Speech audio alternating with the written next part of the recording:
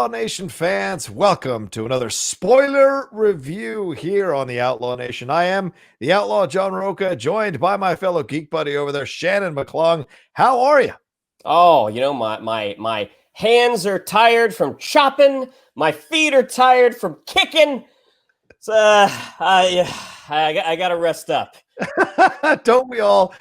We just finished watching Cobra Kai season 3 separately. Obviously, got to practice social distancing, so we thought we'd do a nice spoiler review for you of the show. If you have not watched this season, please go watch the season, then come on back and hang out with us in the Outlaw Dojo, and the Outlaw Dojo as we talk about the show and get into all the things that happen. So this is your final warning, spoiler review happening here. We're going to get into all things and spoil things that happened on the show. I think it's got to be the Rokado. No, Rokado. All right. I think Rokado sounds. I think that sounds like a viable. That sounds like a viable property. Rokado. I like it. I dig it. Yeah, I can sell that out a little bit. But yeah, we're gonna get into all that. So once again, if you haven't watched it, please go watch it. Now let's do it. All right. So last we left off here, Shannon, at the end of season 2. I saw some of the other reviews. They called it the Helm's Deep of Cobra Kai battles there in the high school. Miguel being kicked over the railing, ending up on life support in the hospital. So much of the ramifications are what we end up dealing with here. Johnny Lawrence has had his dojo taken away by Kreese, who's come in. The great Martin Kove coming in, taking back his rightful mantle as the leader of Cobra Kai. So Johnny has lost to Miguel in essence because his mom kind of bars him from seeing him again. Johnny's lost his students who think he abandoned them, and then Johnny has lost his dojo to Kreese. Where on the other side of things here, Daniel LaRusso might have lost his family, his wife, his business possibly is threatened, and his daughter as well. So a lot of drama, almost like an Empire Strikes Back situation, where the second installment ends with a lot of drama and a lot of a lot of trouble for them to get over, a lot of conflict for them to overcome as we open season 3. Well, and Johnny's also lost his son. And Johnny lost his son. That's right. Robbie's been off the table for a while. Yeah, exactly. And, they've been Robbie's been getting passed a little bit from person to person, obviously because he's a bit lost trying to figure out where he belongs, because he's had Johnny as essentially an absentee dad. Did have his mom, who we get to meet again here in this season of Cobra Kai. But yes, absolutely his son as well. But yeah, coming back for this season, Ralph Macchio, William Zabka, Courtney Hengler, who's great as Amanda LaRusso, Daniel's wife, Xolo Maridueña, who's fantastic as Miguel Diaz, Tanner Buchanan as Robbie Keane, who we just mentioned, Johnny's son, Mary Mouser as Samantha LaRusso is back as well, Jacon Bertrand as Hawk, Gianni Decenzo as Dimitri, no longer to be pushed around Dimitri. Remember, Dimitri kicked Hawk into the glass trophy case there. Martin Kove back. We don't get Nicole Brown back as Aisha, that actress. She had some personal reasons for why she didn't come back this season. And then, of course, the rest of the crew, Peyton List coming back as Tory as well. But we did have some additional new people that joined this season. But let's get into it. Shannon, I've been talking long enough. Overall, what are your feelings as you walk away from season 3 here on Netflix? After it had 2 seasons on YouTube, Brad, what's your feeling about this season overall? Well, let me preface it just because I don't think we've never done a Cobra Kai review. I don't think so. No, we haven't. Going into it, the first season of this show, which I did not see until it was on Netflix, but the first YouTube season, up until the finale, I thought it was dynamite. I'm like, I am enjoying this so much. I thought the tournament, I thought Robbie progressed a little too quickly in his skills. Learning from Daniel. And then I thought the second season was absolutely ridiculous. Now, right. The first season ends with the All Valley Karate Tournament. So you're leading to that point. Now the second season was all dealing with afterwards in the summer, what they do. Right. Yeah, and it was like Paul Walter Hauser comes in, and I love Paul Walter. Yeah, me too. But his inclusion, anytime Hawk shows up, you hear the Hawk screech, which I thought was just so stupid. But overall, like, people love this show. Yeah. I mean, I was actually talking with my oldest nephew, who is 18, and we were talking about it, and he visited the movies after he saw the show. He's like, oh my gosh, I love Cobra Kai. Oh, wow. And I'm like, oh, you gotta be kidding me. I'm like the campus-wide karate brawl where nobody at a high school. You can believe it at a college, but at a high school. Yeah. I was like, it's just so unbelievable. But then getting into season 3, like my girlfriend and I watched both seasons, and she was, even though she had the same feelings about season 2 that I did, she was really excited to watch season 3. And I was like, oh, I guess we're still doing this. Look, the show, for me, as someone who grew up with these movies, the show is never stronger than when it focuses on Johnny. Yeah. I mean, William Zabka is really the heart of this show. And this is a guy who, like, at least in terms of film and television, like I hadn't seen him since Karate Kid. So I think he does such a good job. Ralph Macchio, his hair is a little distracting, but Ralph, it's fun to see Ralph Macchio. Anytime they talk about Mr. Miyagi, I get a lump in my throat.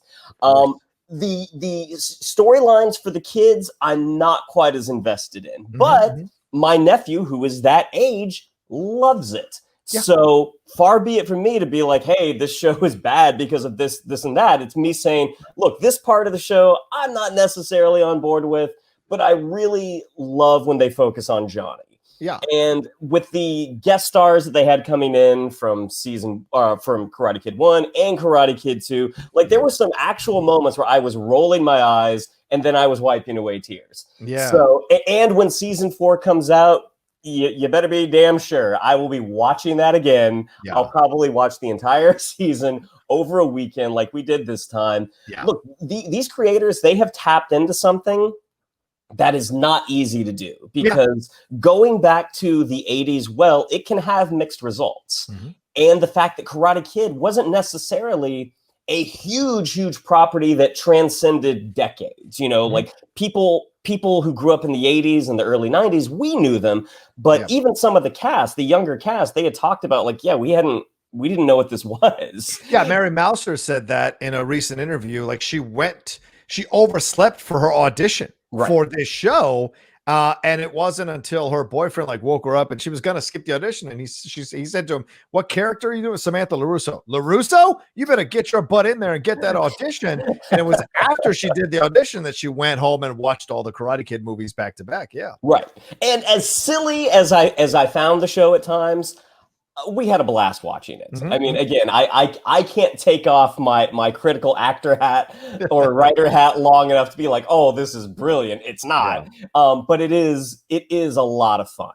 And again, season 4 starts. I will 100% be watching it. Yeah, I think that's what you got to give a lot of credit to the creators for. John Hurwitz, Hayden Schlossberger, Josh Heald, everybody involved in the production of this thing. They found a way, as you said, Shannon, to kind of recall the nostalgia of the 80s but not do it in a way that stretches your ability to accept it or asks you to do extra work to try to convince yourself to like it. The unique thing about this show, other than that, is also you can gravitate to whatever character reflects you, right? It makes all the sense of the world that you and I gravitate to Johnny and Daniel and even a little bit of Kreese, to be honest with you, in this whole situation, while your nephew gravitates towards more of the younger characters, right?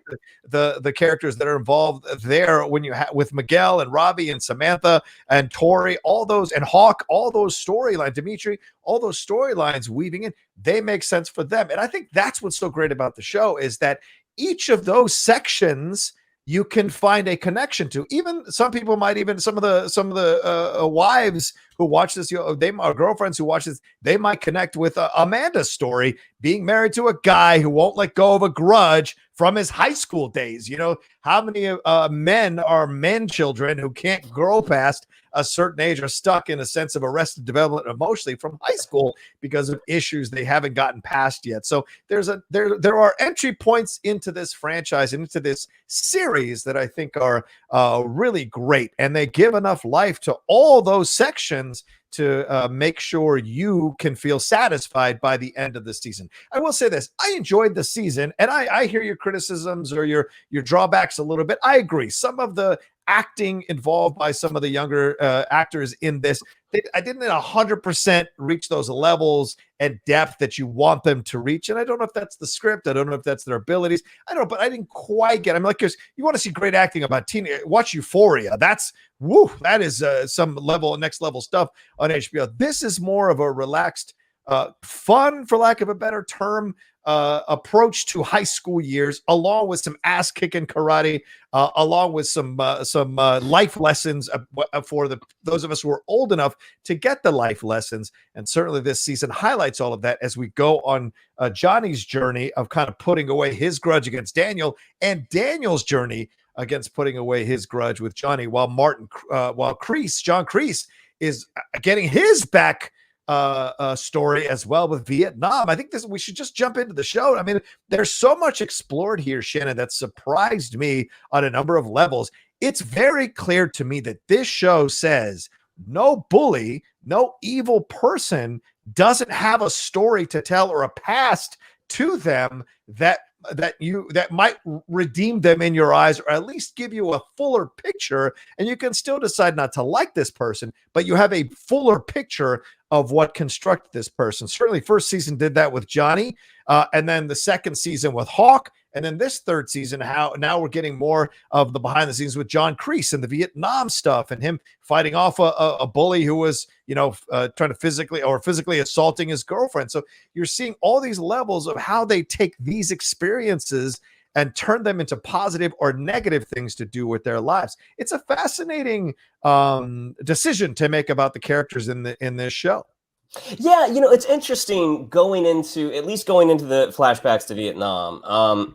I was 0 for 3 in guessing, like, as soon as they came in, and I thought that was Daniel's yellow classic car. Yes, it is. That they were driving. I'm just like, oh, this big meathead, this is Kreese. I'm like, oh no, it's his friend who's Kreese. Oh no, it's the poor bus boy. It's the bus boy. I eventually got there. But it was interesting why they did that, because I think it does give him a little more color. Yeah. Kreese, for the most part, is a very one-dimensional character. I mean, he is just dripping evil. Right. I mean, especially in the first movie. Right. In the second movie, you got to see that he was in sort of a halfway house, that he had fallen on hard times. He was trying to pick himself back up, and he found a supporter in Johnny, which was actually, again, in season 2, which I thought was had some very silly moments. I was like, oh, this is nice. I mean, I think this is clearly a mistake. Johnny shouldn't do this. Right. A tiger doesn't change its stripes.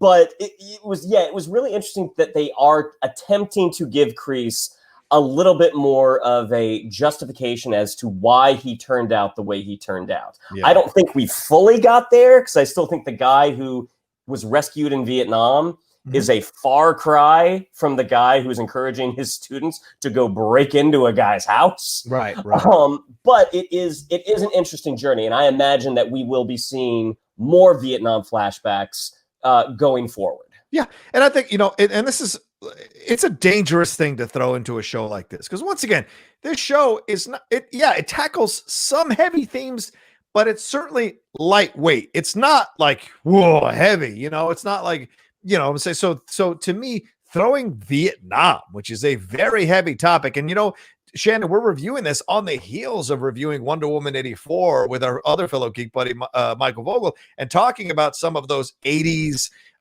stories that they brought in, like the Middle East and representation in the film, and feeling like they didn't quite nail that correctly or treat that subject matter with the right kind of gravitas. I see now Patty kind of explaining the 80s body swap thing in a way that I feel is not 100% satisfactory, or other people are explaining it and she's echoing their explanations. So to me, I found that this was a dangerous thing to walk into with Vietnam, because remember, there are a lot of Vietnam films from the 80s and the 70s and 80s that are very powerful and moving. So it was an essential part of the decade. But I think the way they did it worked within the show. And I don't know about you, but I thought his commanding officer was Anthony Michael Hall for a second. I had to look it up. That actor's name is Terry Serpico. Yes. This is the third thing that I've seen him in this year. And every time I see him, I think it's Anthony Michael Hall. Yeah.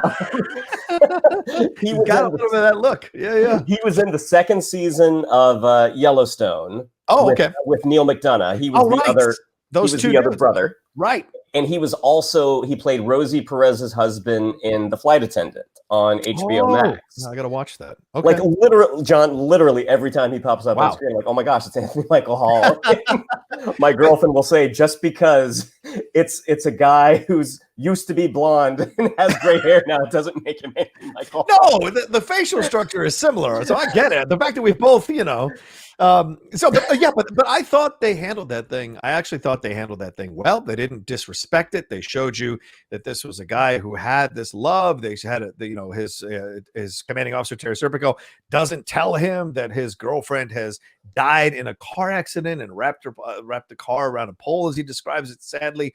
And so he, as in essence, there's this combination of the loss of my love at the same time as I might be getting killed by these Vietnamese soldiers here, and then him having to fight his own sergeant who has been kind of blaming him for them getting captured over a pit of snakes. And that's how we get to Cobra Kai. Now, I think in less experienced hands or less talented hands, this is so what's your name? Solo? I'm going to call you Solo. Like, this is that moment. Could have been that moment where you're like, but this kind of worked. And then you saw that he has this vicious desire to live, no matter what, to survive, no matter what it takes. And it leads to a pretty incredible climax at the end, where it's basically a possible life or death fight, which ironically mirrors the life or death fight that Daniel has against Chozen in Karate Kid Part 2 in Japan.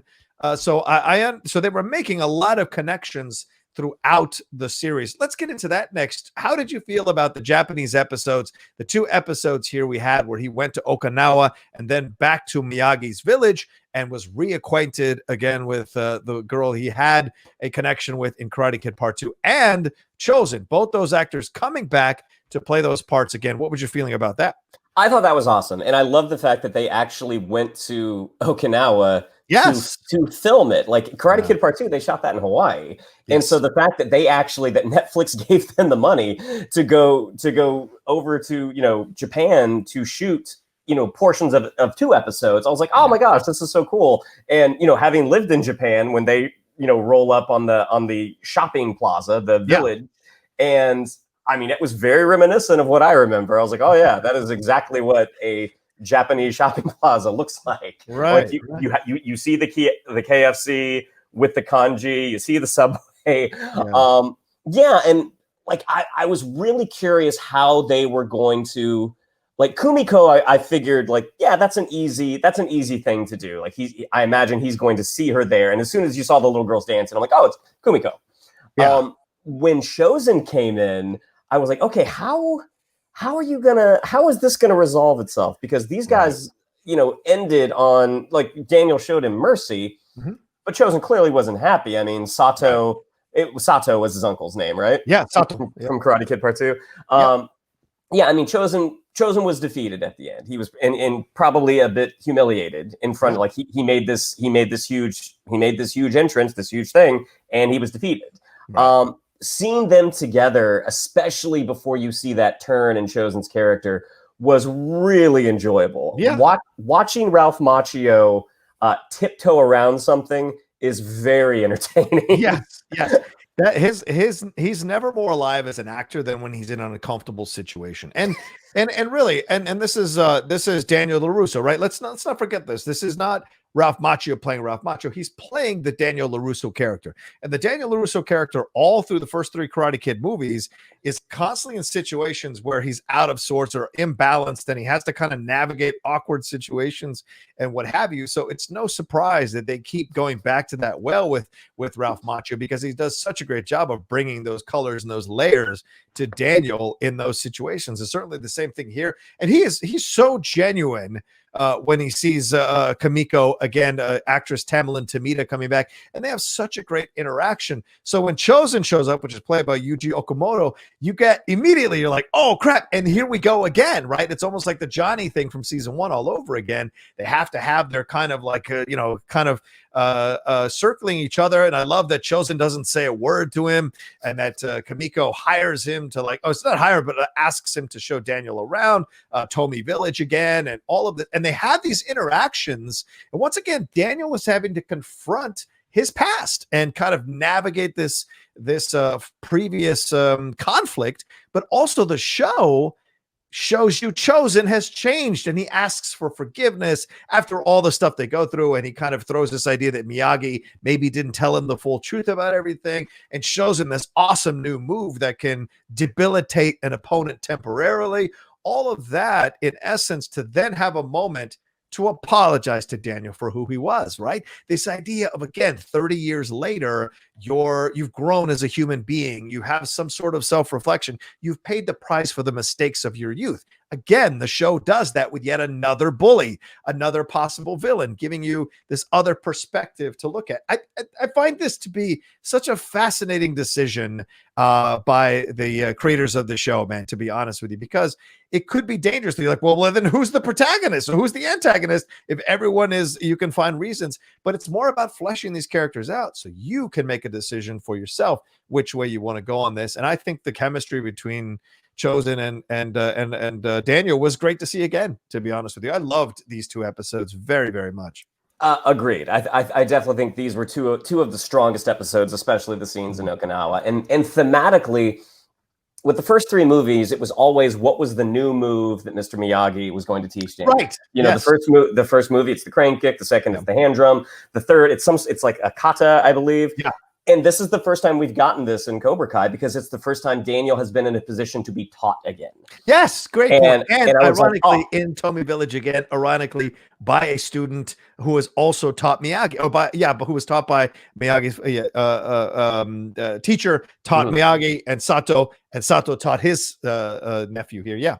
Yeah. I super enjoyed it. I really, really enjoyed it. When they were doing that kind of the sparring in the woods, I was very nervous because I'm like, these are rickety old guys.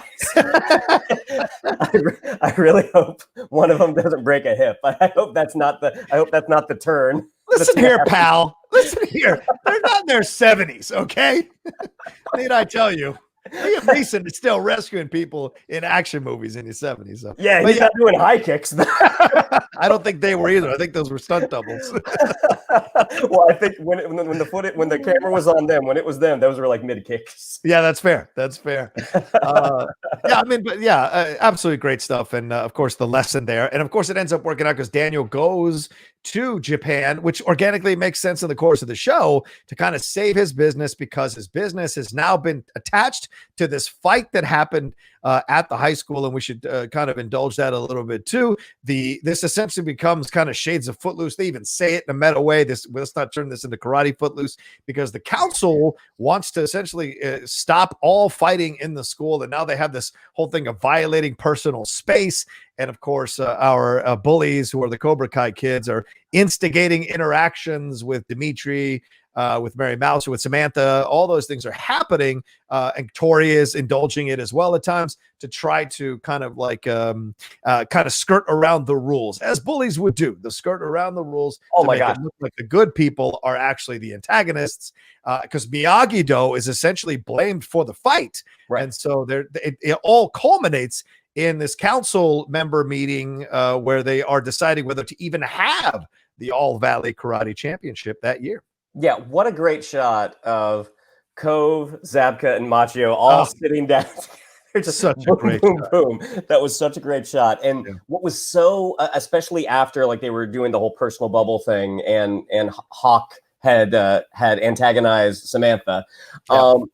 Watching the teacher kind of, lay into Samantha, I'm like, oh my gosh, these teachers are like wrestling referees from the 80s. I mean, and honestly, it's not that far off from reality, because I certainly remember times in high school and in middle school where one kid would be trying to defend themselves, and because the teacher showed up at the wrong time, they were the ones that were then blamed. And you would see kind of the bully kid kind of like, oh yes, I don't know what happened, sorry, and then walk away with his minions kind of giggling. I was like, oh my gosh, this is giving me flashbacks to school. Well, I mean, connecting all of that, how did you feel about the Samantha and Miguel relationship as it progressed throughout this particular season? And we'll get into the Miguel and Johnny thing in just a second. But how'd you feel about and the Hawk progression as well, with Dimitri breaking Dimitri's arm, and then later, coming to Dimitri's aid in the fight that they initially instigated, but then him realizing he actually doesn't want to be, as Elliot Ness might say, he doesn't want to become what he beheld. He does not want to be the bully that he was originally fighting back against when he joined Cobra Kai a couple of seasons ago. Did you like both those storylines and how they progressed throughout the season? I feel like I think we're getting into kind of the weaker performances here. Okay. And so what I will say is, watching these kids, these pendulum swings that the kids have, that the characters have, it's easy to criticize it, but then again, thinking back to school, I'm like, this is what kids did. Yeah, I mean, you're like, hormones are going everywhere. Exactly, hormones are making you nuts. Yeah, I mean, it's like the amount of fights that I saw where kids would just erupt. I'm kind of like, well, yeah. I mean, it's playing very silly to me right now, but it's also probably not that far off from reality. Yeah, and I do think, what's the name? Is it Xolo who plays Miguel? Yes, yeah, Xolo Maridueña. Yeah, he does a really, really terrific job. Yes, he does. I think of all of the younger cast members, he's easily the strongest. Yes. I really like him, and I like Tanner Buchanan as well. The Hawk turn, the whole thing with Hawk, the reinvention, and how, and again, it plays so silly, but thinking back to the past, it's like, God, I do remember when kids would go away for the summer. Yeah. And come back, and they would have spent the summer with family in a different state or a different city, and they come back as a completely different person.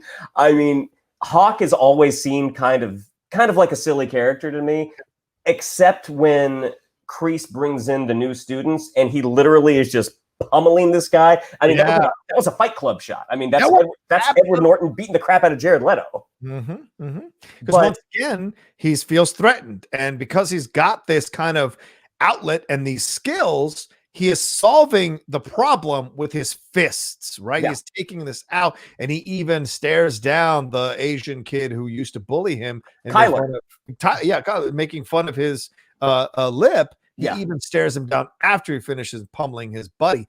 But once again, that's him as a young man, a teenager, indulging his impulses because he does not have the emotional control yet, because he's been bullied, right? Just like Kreese was bullied, just like LaRusso was bullied, just like we find out in season 1 how Johnny was bullied by his dad. And that scene with his stepdad with Ed Asner is just grotesque to experience. But yeah, I mean, we're seeing all these guys in this show who take bullying and make their decisions about what to do with that experience. Hawk is another one for sure. What's so funny is I had listened to your Cinephiles episode of Elf. Oh yeah. Like not that like a week ago. So having Ed Asner Santa in my mind, and getting to see him as Johnny's stepdad, I was like, oh yeah, this is the Asner I don't like. Shout out to Ed, still doing it at 99 years. I don't know how old he's, but he's got to be in his 90s.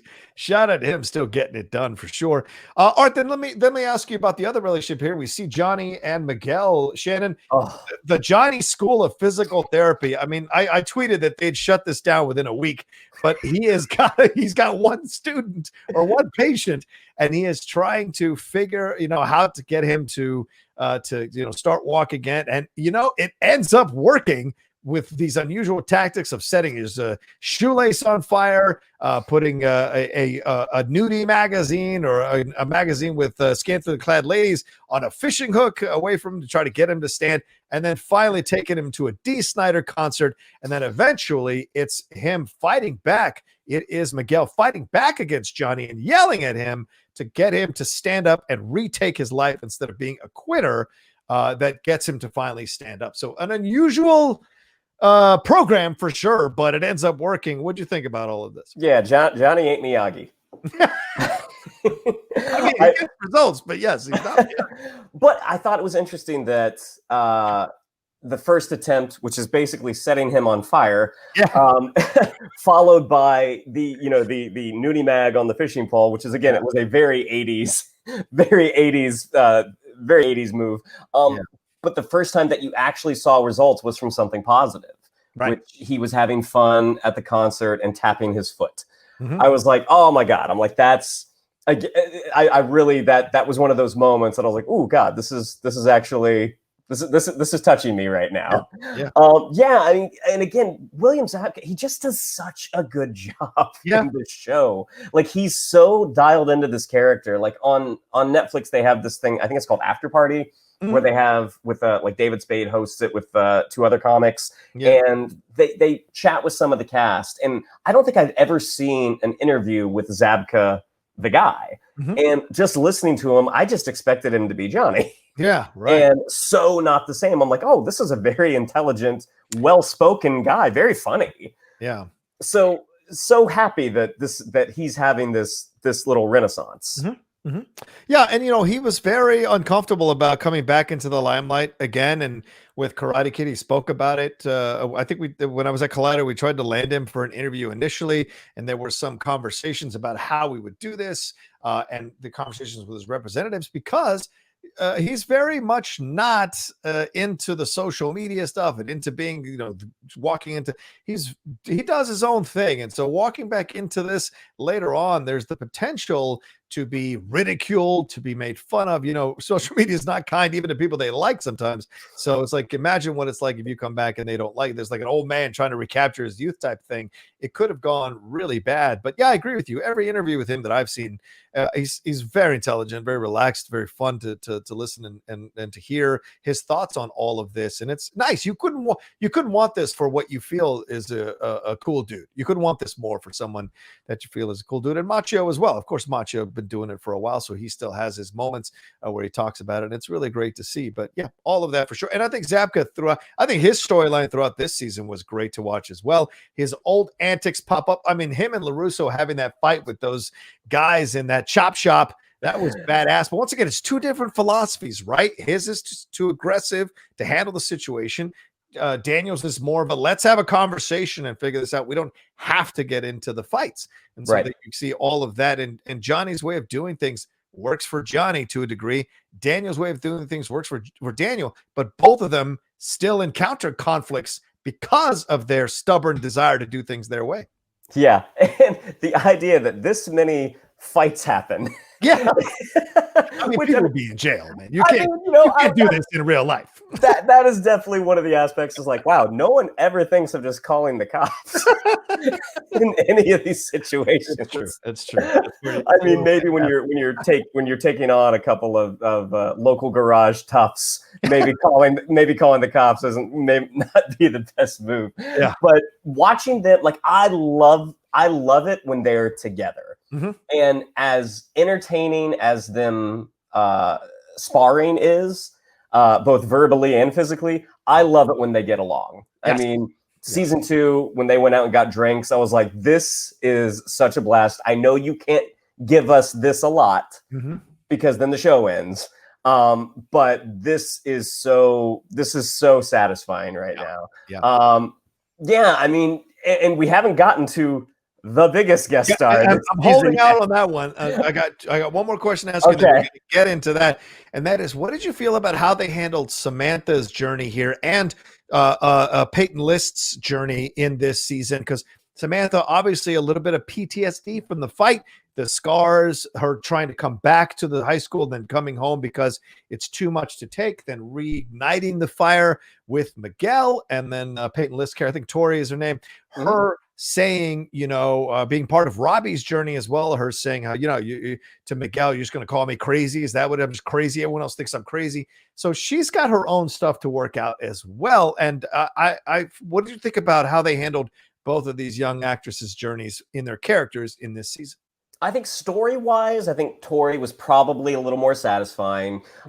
Because, again, thinking high school kids, kids are mean. I mean, kids can be really, really mean. Yeah. And they can be from super privileged homes and have asshole parents, or they can come from really good homes. Right. And then, so you're finally getting the clarification of like, okay, Tory comes from a very, very rough situation. And this is definitely informing a lot of her decisions where she feels like she is the one that has to take care of everything. Right. And this is how she is learning how to do it, because she doesn't have that parental figure guiding her, saying this is this and that is that. Right. And she certainly doesn't have that with Kreese, even though him coming to see her, I really like, you can tell he is about 99% bad at this point, but he has that 1%. Like Kreese, up until the end, he's not mad at Johnny. Like, no, he's letting Johnny go on his own journey, and he keeps saying, last chance, last chance, last chance.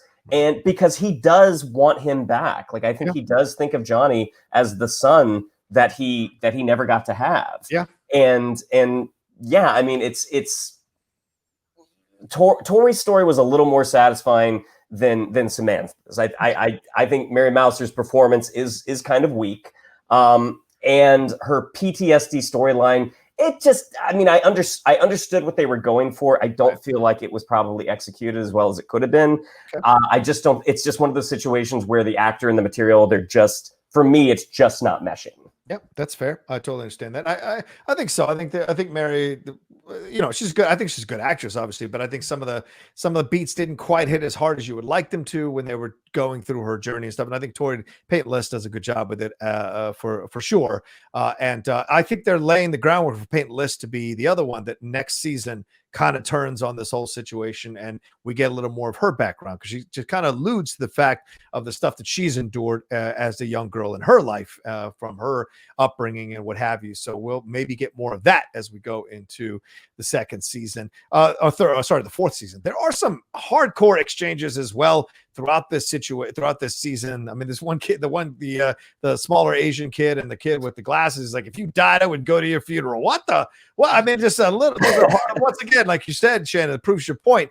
Kids are mean. Kids can be quite mean in these emotional moments. It's not all just perfectly written dialogue. Sometimes you could say some mean shit when you're a young man, or a young person rather. So, but let's get into the big reveal here. I wanted to hold out to the last possible minute on this one. I've been waiting 3 seasons for this, in essence, and it finally happened, brother. Elizabeth Shue came back as Allie for 2 episodes here. Pretty incredible stuff. She came back to town, back to Reseda. She's there. I think the original actress who played her mom is her mom in that one scene in the show, in that episode. But then she reacquaints with Johnny. She reconnects with Johnny, rather, and then runs in randomly into Daniel LaRusso at a party in the same place where Daniel had to sneak in and watch them in the first Karate Kid through the kitchen door there. So how ironic that Daniel is walking in now as a guest of the party, where in the past he had to kind of crash the party to see the situation between Johnny and Allie.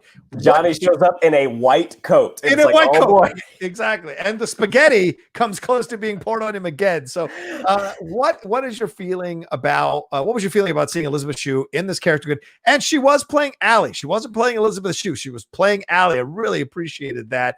What did you feel about her coming back and how they handled her connecting these 2 guys back up again? She was back playing Allie with an eye. Yeah.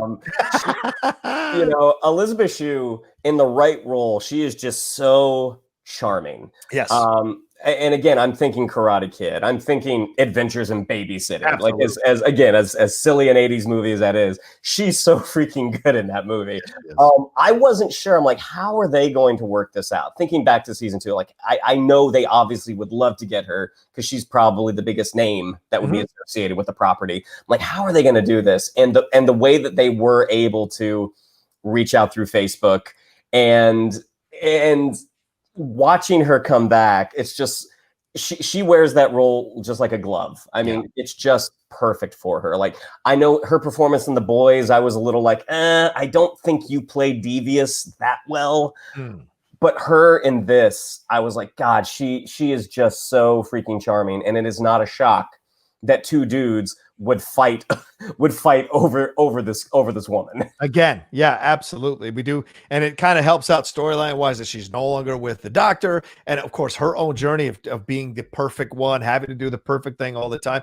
I'm sure there are a number of women who watched that and felt a connection to that, but to having those pressures put on them growing up and then having to kind of figure out, okay, now that I've done everything I'm supposed to do, I'm still unsatisfied. I'm still not happy. Who am I for real if all I've done is to live to please other people or to make other people feel like I'm the most perfect person in the world?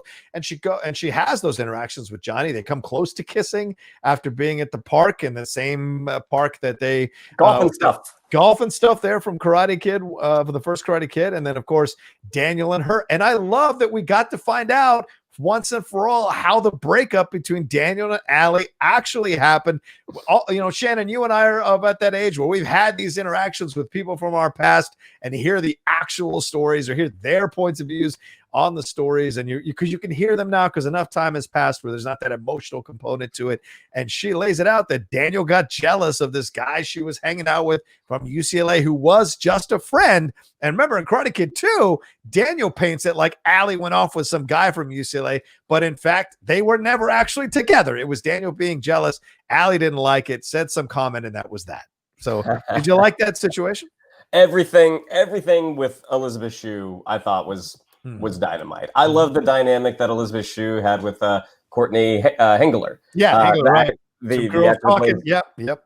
It's so good. I mean, I really wanted her and Johnny to get together, but I was like, well, she lives in Colorado. Like this, he's supposed to be with Miguel's mom, right? I think.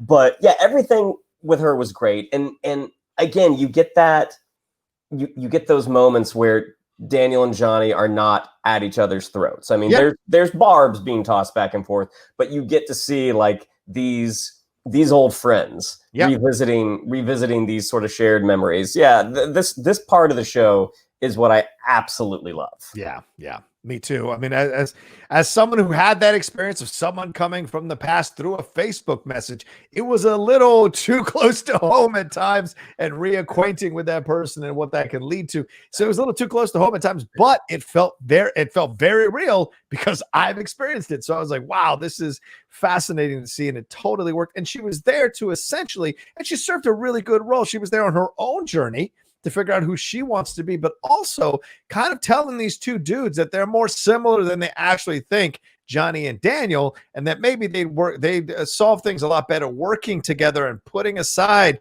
their grudges against each other and actually coming together. And she serves to kind of reinforce Johnny's feelings for Miguel's mom as well. That was a really nice color. And the fact that she didn't leave with him, like the fact she said, let me go back into the party and talk to my mom. That was great. You could say she kind of slid in and got the attention she needed a little bit, but we're all on our journeys. And in the end, she made the right choice to let Johnny be and go be with this girl this woman rather, that he has true feelings for, And so Allie wasn't there to kind of all of a sudden become a series regular and be the girlfriend of either one of these two gentlemen or have Daniel leave his wife for her. It was more about exposing the fact that through her, the fact that she could have feelings for both of them means that they're a little more similar than they actually think. And that is what leads to them actually coming together here as we go into the finale. Yeah, and this is something that I think that the creators do, the writers do exceptionally well, is using what you have available, using the things that are on the table, but not overdoing it. Yeah. Like Los Angeles is a big city. The idea that Johnny and Daniel never ran into each other, it's hard to imagine, but it's possible. Yeah. And the fact that they've now kind of been thrust back together in this situation with their kids. And the way that the writers are able to use Kumiko, that they're able to use Chozen, and they're not coming back. That's my guess. Is like they are going to show up. Even Shannon, even the little girl he saved during the typhoon, her coming back, they made it work. Yeah. Yeah, totally. Yeah, it totally made sense. Yeah. And the idea that going forward, Kreese called somebody, and it sure sounded like it was Terry Silver to me. Ian Nicholas, yep, who was one of the villains from Karate Kid Part 3. I mean, as soon as he showed up with the ponytail, I'm like, oh, that's okay. That's the guy for Karate Kid, brother. You can call him Twig all you want. That's Terry. Right. Thomas Ian Griffith. And by the way, he was on the Zoom call.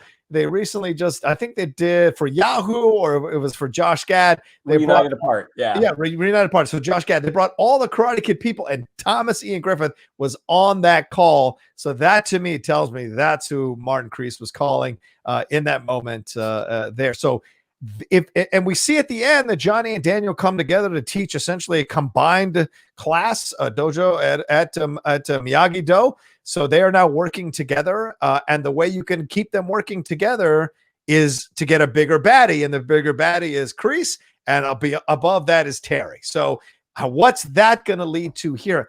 And I wonder, Shannon, if you think there's a very distinct possibility that Hilary Swank comes into this in some way, because remember, the next Karate Kid is Mr. Miyagi going to Boston to train this young girl who is the niece of his former commanding soldier. The daughter of his former commander who is having trouble at school. I think the granddaughter, rather, of his former commander is having trouble at school, and he has to train her. So you got Daniel from the East Coast. You got Hilary Swank from the East Coast, her character at least.